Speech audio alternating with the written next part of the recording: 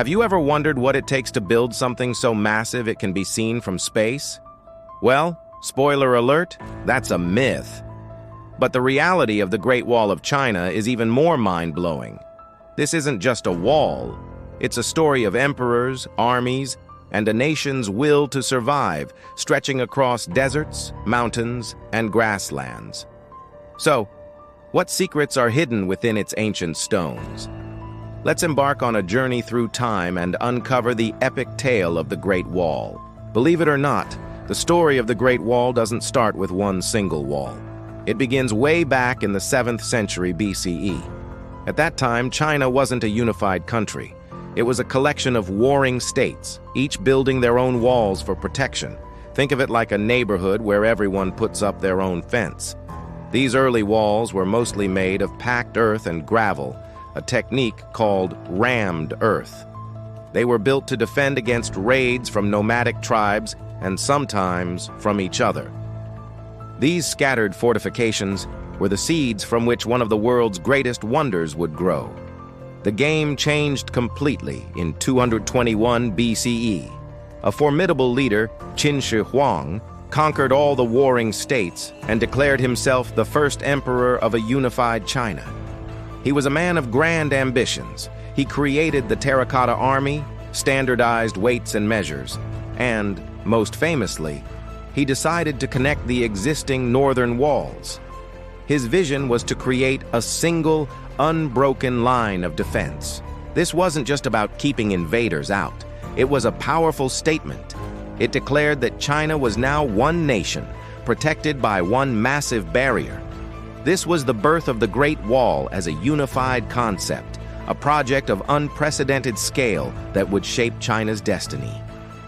So just how massive are we talking? The numbers are staggering.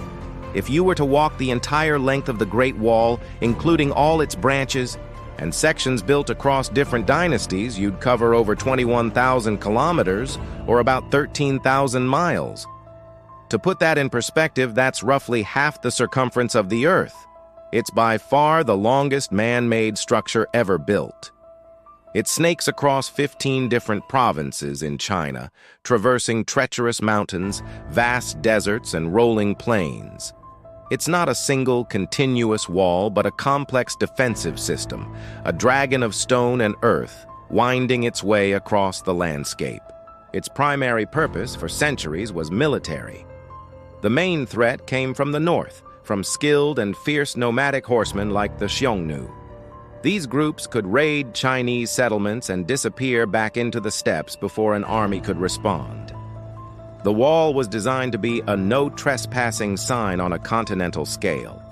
It wasn't meant to be an impassable barrier, but rather to slow down invaders, channel them into specific choke points, and give the Chinese army time to mobilize. It was a crucial line of defense that defined the border between the settled agricultural civilization of China and the nomadic cultures of the north. When most people picture the Great Wall today, they're thinking of the majestic gray brick sections with their crenellated battlements. These iconic parts were largely the work of the Ming dynasty, which ruled from 1368 to 1644.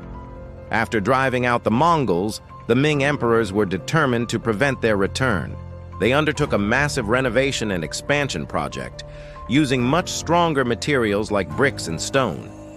This is the Great Wall that tourists flock to today, a testament to Ming engineering and their obsession with securing the northern frontier. They didn't just repair the old walls. They redesigned and fortified them, creating the architectural marvel we recognize. The wall was more than just a physical barrier. It was a sophisticated communication network. Dotted along its length are thousands of watchtowers, each within sight of the next. Guards in these towers kept a constant lookout for enemy movements. If they spotted an approaching threat, they would light a fire and create a plume of smoke. By day, they used a mix of wolf dung, straw, and sulfur to create thick, dark smoke signals. At night, they'd light bright bonfires. This system allowed messages to be relayed across hundreds of miles in just a few hours. An ancient version of high-speed internet, using smoke and fire instead of fiber optics. This rapid communication was essential for coordinating defenses and dispatching troops where they were needed most. Building such a monumental structure required an equally monumental workforce.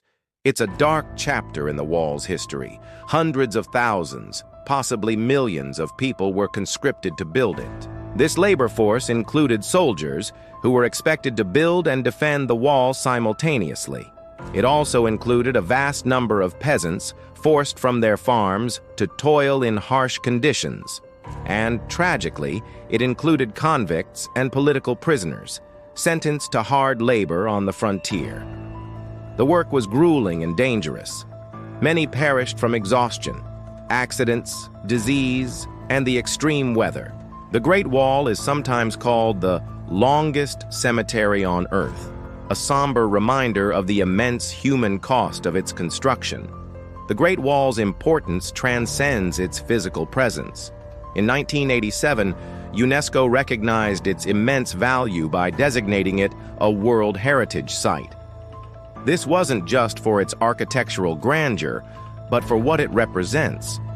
UNESCO described it as an absolute masterpiece that demonstrates the strategic thinking and sheer organizational power of ancient China. It's a physical record of the political and social history of the nation, a monument that has witnessed the rise and fall of dynasties and has been a constant presence in the Chinese consciousness for over 2 millennia. This global recognition ensures that the wall will be protected and preserved for future generations to marvel at. While its main job was defense, the Great Wall also played a vital role in controlling trade and movement. Think of it as a very, very long border control station. Fortified gates, or passes, were built at key strategic points. These gates were the only way to cross the wall legally. This allowed the Chinese dynasties to regulate the flow of goods and people, especially along the famous Silk Road. Merchants had to pass through these checkpoints, where they could be taxed and their goods inspected. This control over trade was a significant source of revenue and power for the imperial court. It also helped manage migration and cultural exchange, shaping the interactions between China and the outside world. Today, the Great Wall stands as a powerful symbol of China's national identity. It represents the endurance, resilience, and unity of the Chinese people. It's a reminder of their long and complex history, of their ingenuity in the face of adversity. For millions of tourists from China and around the world, walking on the Great Wall is a pilgrimage, a chance to connect with centuries of history. It's a testament to what humans are capable of, for better or for worse. It's not just an ancient relic.